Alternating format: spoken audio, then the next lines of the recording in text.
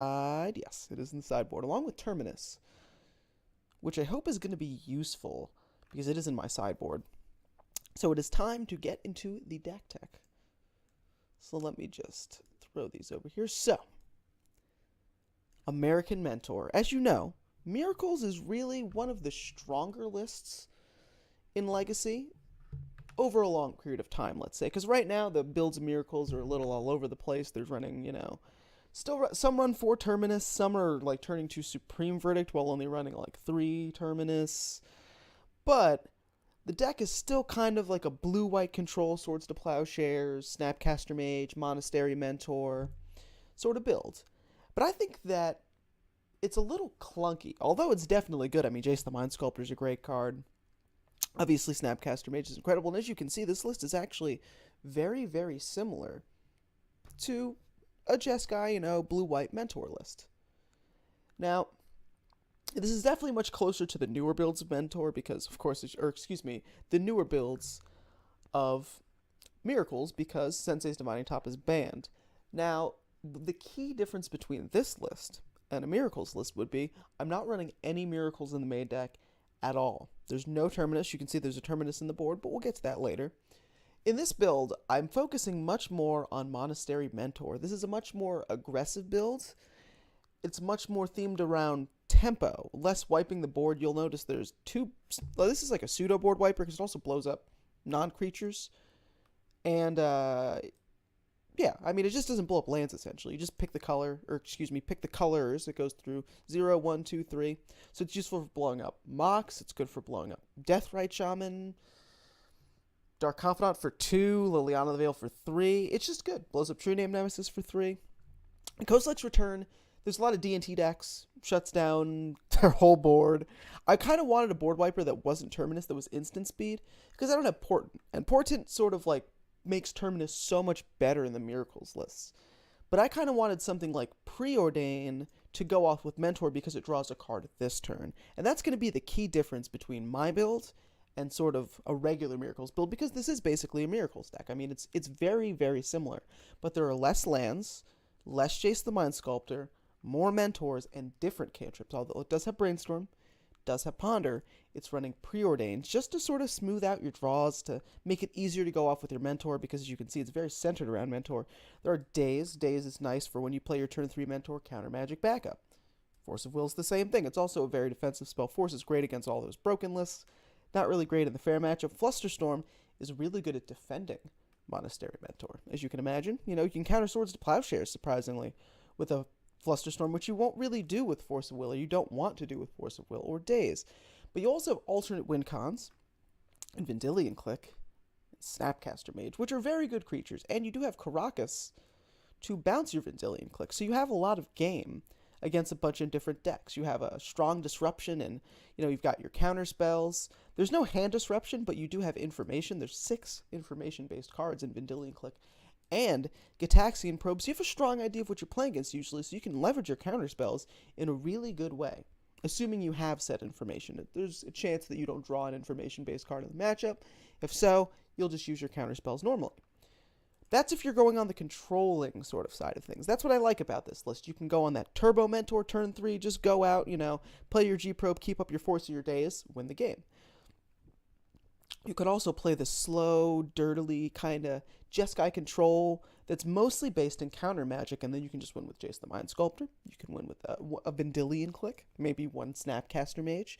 Being able to recur things like Swords to Plowshares with Snapcaster Mage kind of gives the list that more controlling element. In the other builds I played, I haven't really ran a lot of snaps, but since this one has more cantrips, it has Flusterstorm, it has Swords to Plowshares, I think Snapcaster Mage makes a lot more sense.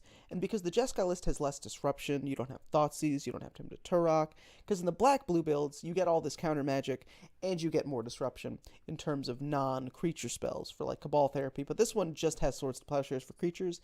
Everything else can deal with creatures or non-creatures, for the most part. Unless it's uncounterable, or, there's Cavern of Souls or something, or Aether Vial.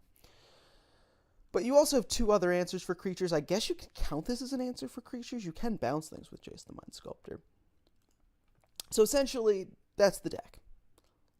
Very controlling, but you can just go off with your Mentor It's a lot more tempo-y than control-y because you have cards like Daze and Force of Will. So you can find yourself running out of cards when you're going off Mentor. Maybe you only have one card in your hand. It's not really about having a gridlock of cards, which the Miracles decks can do with Jace the Mind Sculptor. Of course, you can do this with Jace in the list. But when you have things like Predict, where you draw 2 cards for a card, there's none of that in here. You just have all of your cantrips replace themselves, or Jace the Mind Sculptor, which also kind of replaces himself if you brainstorm at least once. Later, you'll actually occur value.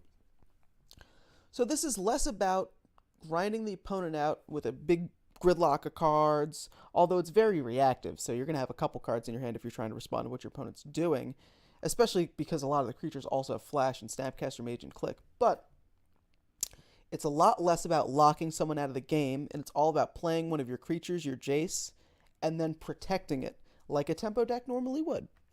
So, you'll notice there's only a splash of red. It's mostly for the sideboard. I did want to run red because I want to be able to EE for 3. It does make a difference. You know, being able to blow up True Name Nemesis, Liliana the Veil, maybe an even opposing mentor, who knows? There's plenty of 3-drops in Legacy that people do run. And you also have access to a Kozilek's Return in the main deck. And Kozilek's Return is good. I think Kozilek's Return could be a little underplayed, criminally underplayed perhaps, because I think it's pretty decent. So I'm just gonna check my audio real fast. Yeah, it sounds like everything is indeed working. So now we'll get into the sideboard. So, like I said, the red for main deck wise, it's not really for the main deck. It's mostly for the sideboard, which is Pyroblast. Pyroblast is one of the strongest sideboard cards ever against blue decks. It's going to help you a ton in your blue matchups. It can kill opposing Jace the Mind Sculptors, which is great because it's not like Maelstrom Pulse where it's going to blow up both the Jaces. Surgical Extraction, there's going to be graveyard shenanigans. You want Surgical Flusterstorm. Flusterstorm is great. I think it's better than Spell Pierce in this deck because you're going to, with Gitaxian Probe, now your Flusterstorm's on 3. Your deck wants to be playing a ton of spells, so often you get a decent amount of Storm Triggers, like 3, 4, and then you're able to actually counter things. You can't really counter Walkers with this, but I think it's still really strong path. Extra removal spell to your 5th, Swords to Plowshares in the sideboard. Null Rod, I was going to run Stony Silence, but people let me know that, the brown decks are often running All is Dust, and if they run All is Dust, can't get Null Rod is colorless, it can get Stony Silence, so I did switch over to Null Rod. Rest in Peace is just really good. It's really good against decks like Jund. It can lock down Tarmogoyf and Deathrite Shaman, because, those creatures basically need the graveyard to have any kind of power. Although Deathrite has a literal power and toughness, Tarmogoyf will be a 0/1 with Rest in Peace in play. But this is also good against combo decks, not just your typical, Tarmogoyf-y, graveyard-centric deck. Disenchant, it's like the Swords to Plowshares of blowing up enchantments and artifacts. It's just really good. Even though it's 2 mana, it's obviously not really the Swords to Plowshares, but this thing's been around forever, and it looks a little bit like a Targaryen symbol, so it's in the sideboard. Game of Thrones. Blood Moon, it's GG. Lands is played, you want Blood Moon to shut down lands or any other kind of 4-colored loam, any kind of deck with a greedy mana basis. You have 5 basics yourself, and you can utilize the red mana from the Blood Moon, but, it's not really going to be helping you cast things.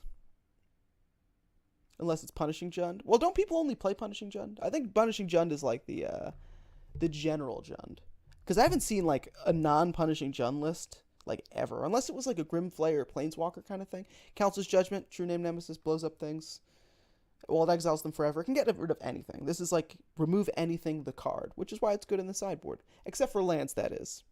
But if you have to deal with lands, non-basic ones, that is, you bring in your Blood Moon. Supreme Verdict, really for the Flood the Board decks. Those will be, there's Elves, Death and Taxes, but those will be around. But you also have the main deck one for the small one. This is more for bigger dudes, although you will still bring this in against Elves, because wiping the board is great. This is also good against, Blue Mirrors, because it can't be countered. It can be pitched to Force of Will, which is interesting. Gideon Ally of Zendikar, just good for the midi matchups. As you'll notice, there's not a lot of stuff for the mid-range matchups, but I don't think the mid-range matchup's going to be awful. I think you actually need some help against combo decks and other blue decks, because this is good against fair and unfair lists, while this is mostly just for fair lists. And Terminus, another board wiper. You'll notice there's like 2 board wipers in the sideboard, and there's 2 in the main deck, or 2 pseudo board wipers in the main deck. I think we're going to run into a lot of dudes. I could be wrong, but it's better to be prepared than unprepared. And that is the deck tech for the Jeskai list that we will be playing today. And now, we're going to be taking it into a league.